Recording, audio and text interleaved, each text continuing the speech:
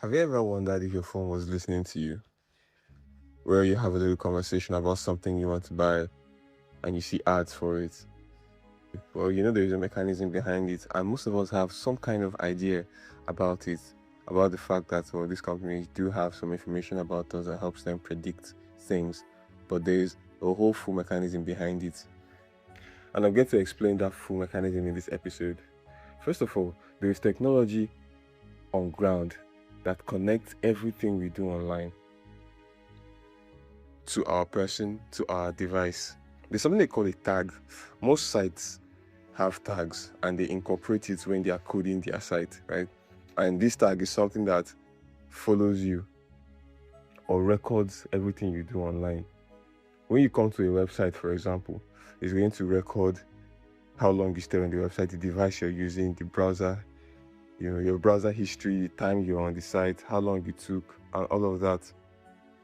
And because the tag is on that website, that is why it's able to capture that information from you. I don't think there's anything you can do about that. They know something about you based on the information that the tag accessed. This is the part where it gets interesting. Cookies online, like cookies that you accept and reject when you go online. After this episode, you will not look at cookies the same way again. So there are two types of cookies. There's first-party cookies and third-party cookies. So what first-party cookies do is they save your information when you visit a site. For example, you go to Sportybet and you're trying to log in. If you've gone before and you accepted cookies, first-party cookies, they're most likely going to have your information, your username and password saved there. So when less you go in there, even the forms that you're filling, that first-party cookies allows them to capture all of those information. Like they save your preferences, and most brands have those first-party cookies there for marketing purposes. They save your info, and they don't take nothing. Everything that happens in first-party cookies is between you and the website. They take your information, they take all that info, and they kind of use it to serve you better, even though they still take your info. And there's third-party cookies, and these ones are put on different sites. But when you go to a site, you grab those, you accept those third-party cookies, and they follow you from site to site on the internet. Those things follow you around the internet and sell your internet habits to data companies. And they use that now for better advertising for you.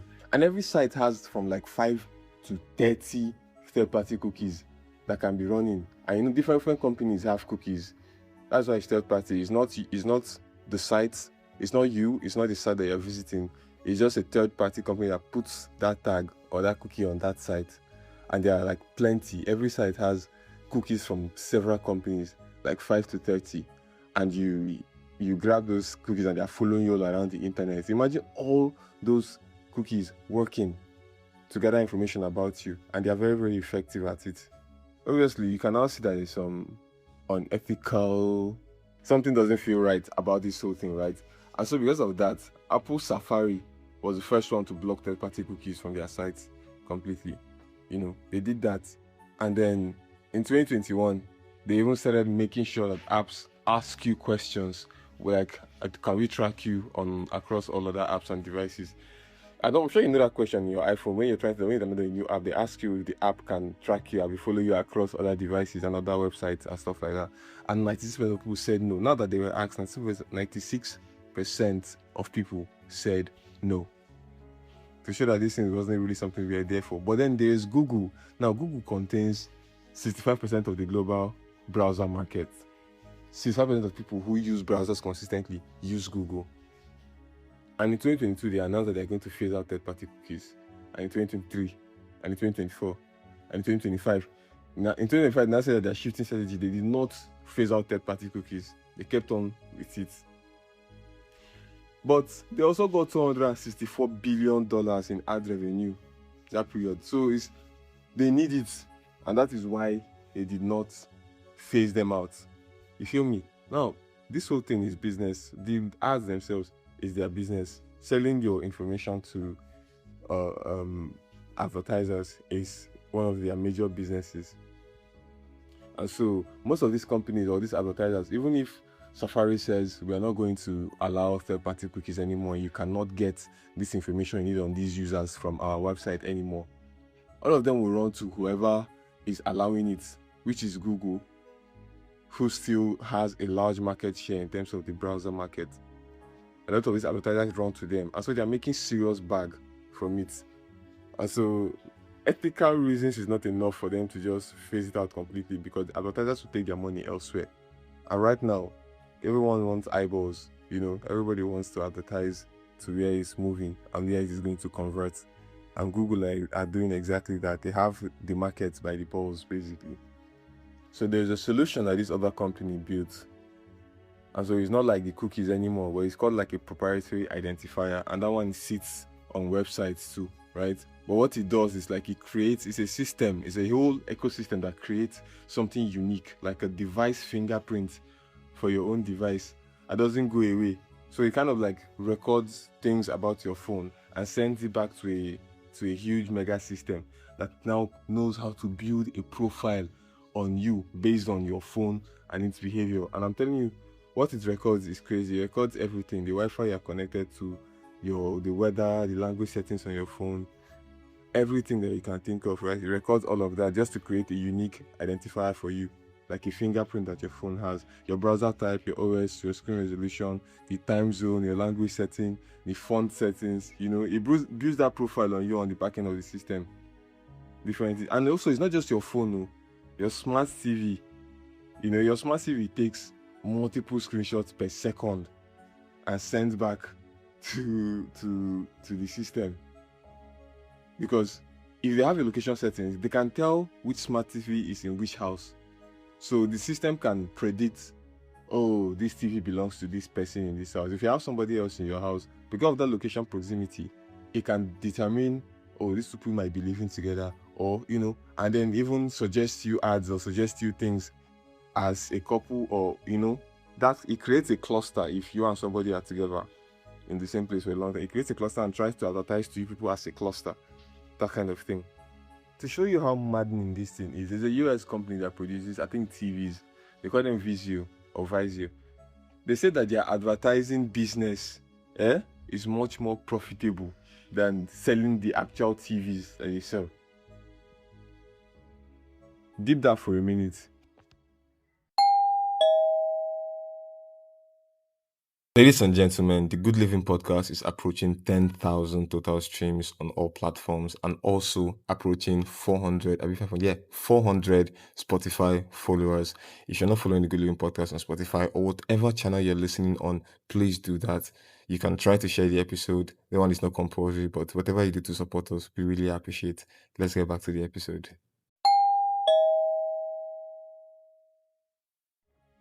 There's also something that makes it much more magical, that makes it seem much more magical, and it's the whole ecosystem thing. Remember, some of these companies have multiple products that we use. For example, I use Google Chrome for my browsing. I also use Google Maps. I use Google Sheets, Google Docs. And you see that this is an ecosystem. They're all feeding back the same system. And if you're using these apps and if you're using this company, they have a proper model of you because of how much information they have on you based on the amount of their apps that you keep using. It seems like magic because you're able to predict things accurately, but that is the same way you're doing it for everybody. When you combine all this information, all your settings and everything, combine it together, and your activity across all their apps, for example, like Google, they are able to get something so uniquely identifiable to you that your ads become very, very personalized, and even everything you do becomes very, very personalized. And what they do in turn with the ad revenue, they make it easy for you to stay on those apps. Remember, okay, see a company like Meta, for example. They own Facebook, they own Instagram, and whatnot. What else? WhatsApp. That's an ecosystem as well. The information that they have on you, the model that they build on you, will make them have an almost perfect prediction on your online behavior.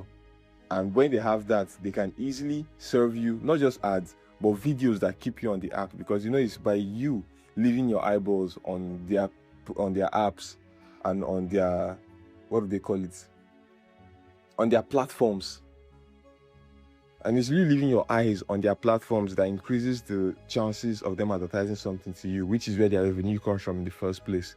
Also, this unique identifier has, when a device is connected to this to Wi-Fi, like the Wi-Fi in your house now, everybody will share the same IP address. So if my IP address is showing my Wi-Fi at home, and somebody comes to visit me, the IP address on their phone would also be the same with my own, because we would now be using the same Wi-Fi. My thought was that I need to find a way to escape this thing, or is there a way that we're going to escape this thing? And then there's one part of this whole thing that shocked me, made me understand there is no escaping it. Do you know that, for example, with Meta, when you sign up to create a Facebook account or an Instagram account, and they tell you something like help find friends, or can we access your contacts, that kind of thing, what you're essentially doing when you click yes is to upload your entire contact history to Meta. You're giving them everybody's number in your phone. And even if you don't do it, somebody does it, and everybody does it. And even if as they're collecting those numbers, there are people who don't have Instagram profiles, people who say, they don't want to be online, they're not doing online, this. Meta has their contact now because somebody must have shared it to them. If I don't want to do internet stuff, I don't want to be on WhatsApp or Instagram or YouTube or even TikTok, nothing. If somebody has shared my contact with Meta, Meta has what they call a shadow profile on me now, where they already know one or two things about me based on the people that have shared my contacts with them. Because multiple people can share the same person's contact, the same off-the-grid person. Multiple people can share their contact to Meta, and then they can start using that and create a shadow profile of that person. And so when that person wants to create an account, now they already know about you a little bit. When you show up online, they already know you. So it's kind of a way of being proactive, but they already have that info. All in all, the idea is first-party cookies, right? These are the first things. First-party cookies are kind of good because they are useful in terms of remembering you. They're useful for convenience, because when you go to a site, you don't want to type, especially when there are forms to fill, you don't want to start typing out all the information you had typed out earlier, your address, name, phone number, all of that. So first-party cookies, when you accept those, they help remember you on a website. And they also use that for marketing. They are there to make money. So they hold your information now with those first-party cookies, and probably even email you and do things like that. At least that one is kind of like to assist you. So it's relevant information coming in at relevant timing for you. So good ads exist too as well. It's not as if sometimes you're looking for something to buy and they advertise to you and you actually go on to buy it. So the ads themselves are not necessarily a bad thing. Where the waters become murky is with the third-party cookies that actually sit down and follow you around the internet, doing everything with you and reporting back. Now that is where it gets a bit unethical, in my opinion. Because there's this information gap where people don't really know exactly how it's working or what is working. And that's what is dangerous. It should be useful, but it's just too deep. It's very deep. By the end of the day, you know that it is useful, right? Like I said, these companies like Google that made 264 million in 1 year, billion from ad revenue. It is not all bad. There's a reason why people who track you online like this and collect your information online like this are the biggest producers of free stuff.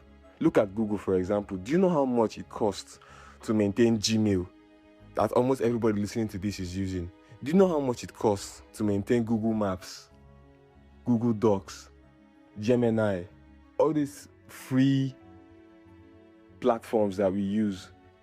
I mean, this is recent technology. Like, people are working around the clock, breaking their back to create cutting-edge technology, new cutting-edge technology, and then it is accessible to everybody pretty much instantly once they are done developing it for free. Somebody has to pay for this stuff, and so the advertisers are the ones paying for it so that you can use them for free. But the catch there is that they try to sell you much more stuff, and perhaps they succeed at doing that as well, is why they are able. So it's a circular thing. The convenience you get from using Google Maps and Gmail and all these things, you pay for it with having, and with the temptation that they provide you to probably spend much more than you need to. Because some of these things that we buy from these ads we see online, it's not necessarily because we need them. They're just so good at bringing them to us at such perfect times that sometimes we just buy stuff we don't need. So yeah, they're taking a lot of your income, but they're giving you the convenience in return. Finally, there is something that I discovered, and it's going to help with the stocks I'm going to buy, or with picking of stocks and buying of stocks, because there's a storage issue now, like in the tech industry. Companies like Snapchat now, you need to start paying for them to keep your information for you, your histories, your memories up until a certain time. I think only like 15 gig is free. If you want to save above 15 gig, you have to pay. I don't know if you've noticed it with Google, your Gmail now, your Drive.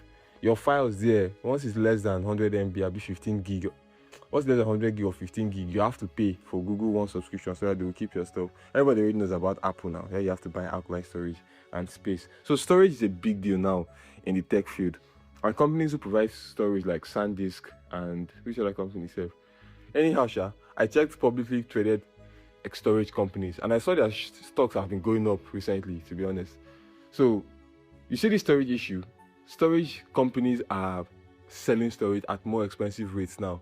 And so companies like Google and these people who use storage need that, and it's costing them more. So kind of perhaps things are not going to change anytime soon, because now there's a circular motion of things. We are all in the ecosystem feeding this behavior somehow. And so that's what's happening. I hope you've learned something new today. Tell me what you are going to do. I say, are there any solutions we can think of? Is there anything you can do to change this whole thing and make sure that you have some privacy online? Oh, obviously, there are things you can do. There are companies who sell certain services, like to make sure that you stay anonymous online. From these VPN companies and some other companies, they do certain things to make sure that you stay online, invisible. But I think some of these tags and cookies are so sophisticated that those things might not even help. Anyway, thank you very much for listening to the Good Living Podcast. If you've learned something new today, do well to share this episode. Follow us if you're not, and we'll see you later in the week. Bye.